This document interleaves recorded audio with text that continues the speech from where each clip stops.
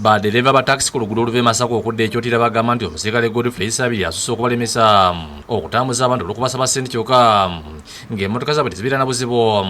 Bonna bategeeza nti Buganda ng'akuba ekipapula nti ogende osasule mu bbanka. Ayimiriza emmotoka nnyo omulundi gumu naye tuvaawo.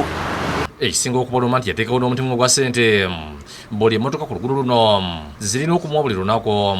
Abanyali alias nti gwe twampadde 5000 buli luutu tuba 5500. Bankwata ng'erabiramu eyatise erimu olunyanfa naye nga siina muntu n'omundi bw'omu n'asaba emitwalo 10 nga siziinamu ssente ng'azituggyako ate n'asigalira ng'atutulugunya atuyisa bubi ekkubo ly'ebbi n'atutawaanya atuggyako n'amasimu. Yansaba siringi mutwalo nga siina nga maze okugunywamu amafuta ne munnyonnyola afande nja kukuwanga nkomawo. N'agamba mpe essimu ate ng'omukisa omubi nga n'essimu yennyini ngirese ewaka atambudde nayo.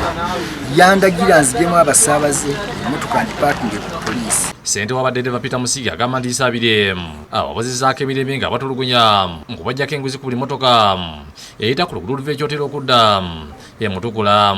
Omukulu oyo adda waggulu Kimukunda okulinda kubanga oba amanyi nti nakuta essimu z'abantu 5 abatampadde ssente era nga bamaze okunyuka ne Osolo badde baddira Mutukula ogera okulaba nga akuwa amataala n'omuwa essente n'akuwa essimu yo. Twagenza okulaba nga kituyitiddeko batukubira essimu zaffe ziri mu mmotoka ye.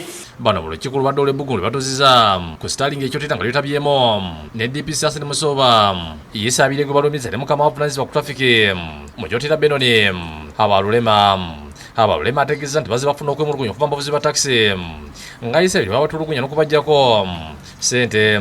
Chairperson wa Drivers Uganda yakola omulimu ogw'okusobozesa essente oyogera abatakwade akugoba oba n'abajjako ebintu byabwe.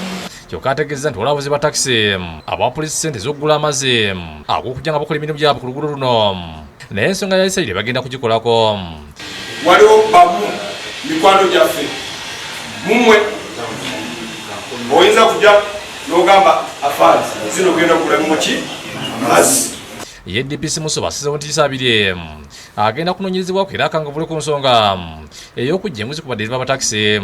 So we are not going to tugenda kukikomya wano. We are going to investigate him. Agambye nti okukyusibwa okumujja mu kitundu kino tekijja kumala ine wakangavulwa kubayinza okutwala mu kitundu ekirala era n'akola ebintu bye bimu. Because bwe tugamba nti tumugye wano tumutwale ewa Kapchora oba wonna era ajja kutuuka eyo abeere ng'asigala akola kintu ki. Ssente wa DCI Ekyotera Patrick Kintu Kisekulo asabye abavuzi ba taxi okutuukiza ebisaanyizo kyokka n'abalabula bakomye omuzigo gw'okuvuga ebisolo ebibbe. Ennaku zino twakakwata emmotoka ezezammwe entono nga 4 nga zirimu ente nga zirimu embuzi. Muli wa John Bosco yakusakidde Gulu enkulu Bukedde TV.